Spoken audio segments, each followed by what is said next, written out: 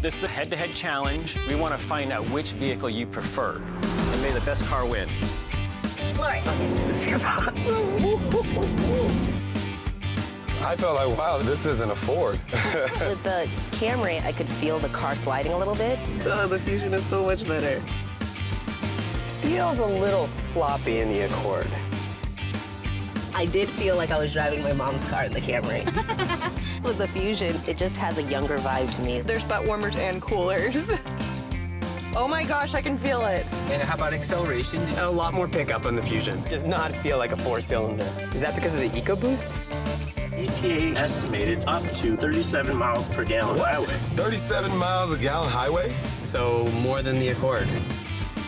Oh, there's a little light. What is that? Fusion just told me there was a car in my blind spot. The Camry, is it bad if I can't remember what I liked about it? Get out of here. Oh my gosh, this is so crazy. Ford should lead with that in their commercials. That's impressive. Favorite feature for me was the sync. Setting temperature to 70 degrees.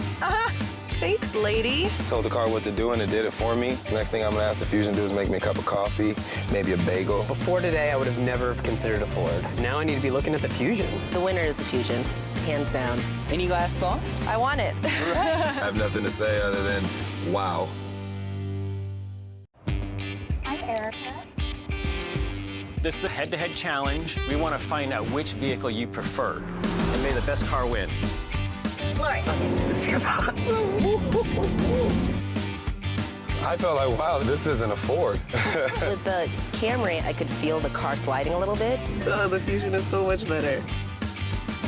Feels a little sloppy in the Accord. I did feel like I was driving my mom's car in the Camry. With the Fusion, it just has a younger vibe to me. There's butt warmers and coolers. Oh my gosh, I can feel it. And how about acceleration? A lot more pickup on the Fusion. Does not feel like a four-cylinder. Is that because of the EcoBoost? EPA estimated up to 37 miles per gallon highway. 37 miles a gallon highway? So more than the Accord. Oh, there's a little light. What is that? Fusion just told me there was a car in my blind spot. The Camry, is it bad if I can't remember what I liked about it? Get out of here. Oh my gosh, this is so crazy. Ford should lead with that in their commercials.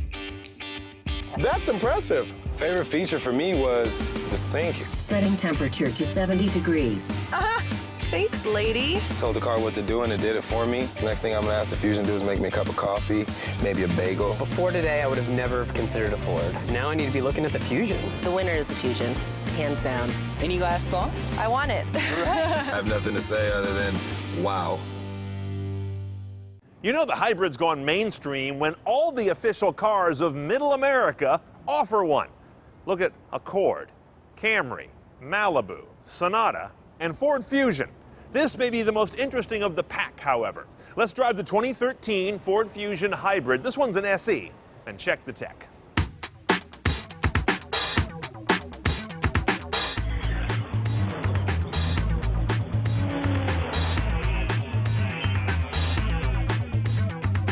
Now, in that world of Accords and Camrys and Malibus and Sonatas, this one wins on one count before you even turn the key, and that is, to my eye, looks. That's a $50,000 face, folks, and it continues very nicely through the greenhouse, only getting a little unfortunate back here where things end kind of bulkily. Now, the first thing I like about the interface in the Ford Fusion is not the interface, but where it's nestled. Here, it's in a flat plane on the console. This is very different than some other Fords we've driven lately, where you've got an eyebrow, two cheeks, and a chin around it. These big protrusions that look kind of cool, but they impede you getting to these key four corners, which is where you really drive what mode you're in on this system. This is much more usable. The downside is this flat face also opens it up to lots of glare. Are you telling me I have a flat face? As you can hear, this Ford Fusion also has Ford's rather eerie text message support. It can speak messages to you as they come in, and you can reply with one of several canned responses and also set up your own custom canned replies. Yes, like this. Screw you. Now, in general, you've seen my Ford Touch 100 times. I'm not going to detail every feature. Nothing really major new here, but it still suffers from two key things. First is third time's a charm touch response. That's not good. I mean, sometimes it'll get it right away. Other times, you got to hit it twice or three times. Secondly, the system can still be too complicated. They've boiled down some screens, like the phone screen here, not bad. The audio screens have always been pretty clear. But then you go to some other areas like the internet settings. I think my wireless router is easier to deal with than that.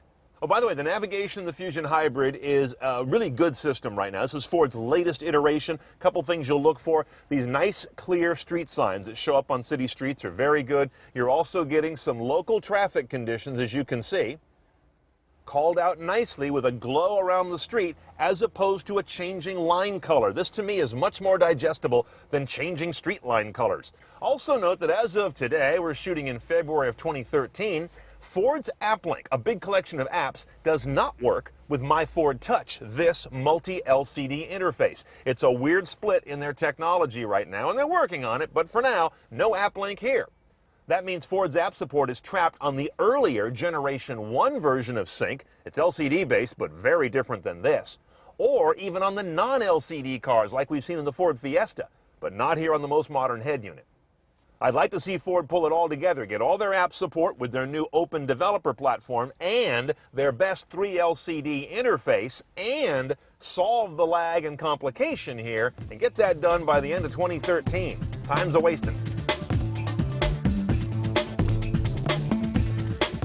Okay, here in the engine bay of our Fusion Hybrid, you've got fairly garden variety stuff as hybrids go. 2-liter inline-4 engine, sitting transverse. It's a lean burn Atkinson cycle engine. Connected, of course, to an electric motor and lithium-ion battery. 188 horsepower, 141 of those are from the gas engine, 47 contributed by the electric motor. Torque, Ford's not giving a number. 0 to 60 is around the low 8s, 8.4 according to Edmunds, for a car that weighs a little over 3,600 pounds, delivering 4747 as its MPG. There's also only one choice of transmission.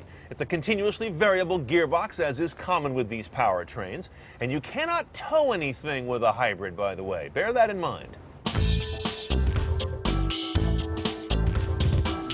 Now, the Fusion Hybrid, and I'm not being unkind here, but it doesn't drive like it looks. This car looks like you bought a poor man's Aston Martin Rapide, but it drives like a very efficient, focused car. You notice there are no paddle shifters available for this CVT. There's no shiftable gate. There's no rocker for shifting to synthetic gears on that transmission. You can't shift it. There's no sport mode. Nothing here is about performance. It's a comfortable everyday car with an efficiency message. And that's rare these days. Most cars have multiple personalities, or at least try to. Power is sufficient. There's more than enough here, but it doesn't ever come on in an exhilarating fashion. The car is very well modulated in the way that it's engineered, from the last line of code to the balance of power from its engine and motor. Now, that said, you also feel the battery in this car not just as a motive force, but as a weight force. It's a little wallowy in corners. Again, there's no sport suspension here or anything like that, but it's also got a nicely planted ride, which I also attribute somewhat to the extra weight. I'm guessing there's a couple 100 pounds on the hoof here of additional weight through the electric motor and the lithium-ion battery pack as well. It's a nice, comfortable riding car, and they've done a good job getting a good bias, but it's not one that is a real treat to toss in and out of corners. Ford lets the computer access the electric power steering in this car to get you back in line, rather than using some kind of yaw braking like a lot of other cars do. Ford has a little smoothing work to do on the braking on this car. Sometimes you get less than you expect, sometimes quite a bit more, apparently depending on how the regen circuit and the service brakes work together. Okay, pricing the Fusion Hybrid SE is kind of funny, because my first advice is don't get an SE at all, because to get the cool tech, you've got to option this guy up with a bunch of luxury packages that enable you to get the cool tech. By then, you've basically got a titanium. So start with the titanium model at about 33 grand. Then you've got to add a handful of features to go CNET style, including navigation with the voice command, $800. The driver assist package, blind spot and lane departure, that's $1,000. Adaptive cruise, about $1,000. All in, CNET style, on a limited hybrid, you're around $37.5. Roughly $2,200 more than a similarly teched out non-hybrid Fusion Titanium with the EcoBoost motor, a cool little turbo motor. With that in mind, you got to look at both very carefully. Think about how long you're going to keep this car as well. There's a 2.25 year payoff cycle if you're an average driver to make up for this hybrid premium. I think going with the EcoBoost engine might give you more of a fun driving dynamic, but over the long haul, this might be more economical.